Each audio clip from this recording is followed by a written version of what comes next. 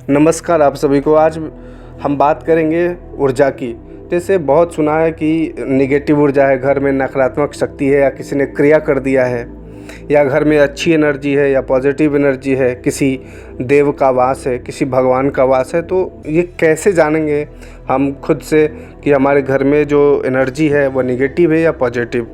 तो आज मैं बताऊंगा, आप खुद से जान सकेंगे कि आपके घर में जो एनर्जी है वो नकारात्मक है कि सकारात्मक है, पॉजिटिव एनर्जी है या निगेटिव। आप खुद से जान सकते हैं। आज मैं वो मंत्र भी बताऊंगा, वो तरीका भी बताऊंगा जो आप प्रैक्टिकल करके खुद जान सकते हैं कि आपके घर में जो ऊर्जा है वो सकारात्मक है या नकारात्मक। देखिए, घर में बहुत सारी ऐसी चीज़ें होती रहती है, पैरानॉर्मल एक्टिविटीज़ होते रहते हैं, या घर में अजीब सी खुशबुएं आते रहती हैं। कभी जलने की खुशबू आती है, कभी किसी महकने की खुशबू आती है, कभी किसी की चलने की आहट आती है, कभी आपको ऐसा लगता होगा कि छत पे कोई चल रहा है, कोई दौड़ रहा है, इस तरह की भी आवाज़ें आती हैं। कभी किसी इंस्ट्रूमेंट बजने की आवाज़ें आती हैं।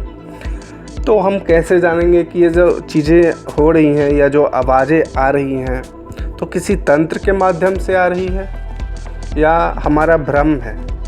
कभी कभी भ्रम भी होता है, हमारे दिमाग में ऐसा चीज़ें बन जाती है कि हम किसी चीज़ के बारे में जब सोचते रहते हैं लगातार, तो वो चीज़ें हमारे माइंड में क्रिएट हो जाती है। तो किसी भी तरह की जब आवाज़ें होती हैं तो हमें लगता है कि ये किसी नकारात्मक ऊर्जा का काम है, कोई भूत प्रेत, किसी डायन का काम है, किसी ने इससे से कोई तंत्र करवा दिया है।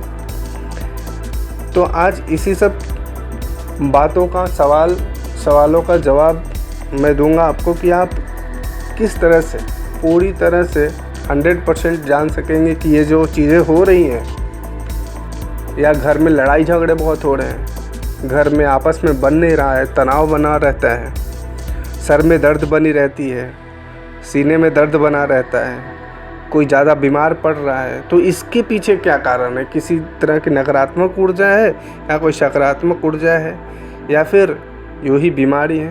तो आज इसी चीज़ पे हम आपको बताएंगे। तो चलिए जानते हैं वो चीज़ें कि कैसे करना है और किस तरह से हम जान पाएंगे। घर में ऊर्जा पहचानने की जो क्रिया है, तो वो सबसे ज़्यादा जो घर में अग्नि तत्व या गृह जो ऊर्जा होता है वो सबसे ज़्यादा 7 बजे से 9 बजे के बीच में एक्टिव होता है। ये जो टाइम है सुबह का 7 बजे नहीं, शाम के 7 बजे से 9 बजे के बीच का जो समय है, इस समय घर की ऊर्जा जो होती है, अग्नि तत्व या जो घर का ऊर्जा है वो सबसे ज़्यादा एक्टिव होता है। 7 to 9 PM का जो समय है। तो सबसे पहले आप सामग्री नोट कर लें कि आपको क्या क्या चाहिए। एक शुद्ध देसी घी का दीपक, काला धागा, एक नींबू, गौमूत्र और गंगाजल, एक छोटा सा कांसे का कटोरा चाहिए। यह सामग्री आपको लगेगा इस विधि को करने के लिए। अब करना कैसे है? अपने मुख्य द्वार पे, अपने घर के मुख्य द्वार पे एक दीपक जलाना है। नींबू को सिर से 7 बार घुमा करके दीपक के पास रख देना है। अब कांसे के कटोरे में थोड़ा सा गंगाजल डालना है और उसमें नींबू को रख देना है, या गौमूत्र है तो वो, या गंगाजल है तो दोनों में से कोई उस कांसे के कटोरे में रख के उसमें नींबू को डाल देना है। अब मैं ये जो मंत्र बता रहा हूँ, इस मंत्र को 11 बार या 21 बार बोलना है। ओम गृह देवता भयो नमः, सर्वदोष विनाशाय नमः।